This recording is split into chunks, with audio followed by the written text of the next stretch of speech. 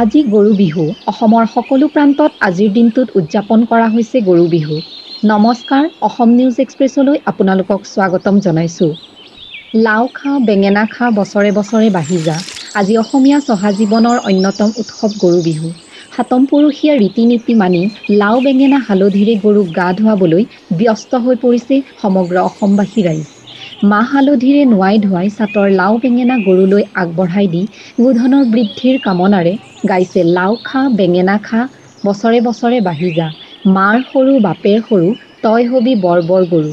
আজিৰ দিনটোত গৰুক নোৱাই ধুৱাই শ্ৰীবৃদ্ধি কামনা কৰাৰ পিছত কাইলৈ প্ৰতিগৰাকী অসমীয়াই পালন কৰিব মানুহৰ বিহু। উল্লেখ্য যে কৃষিপ্ৰধান অসমৰ চহা জীৱনত গৰু অপৰিহাৰ্য। উজনিৰ পৰা নামনিলৈ সকলো অসমবাসী ৰাইজৰ মাজত এক উখল মাখল পৰিৱেশ।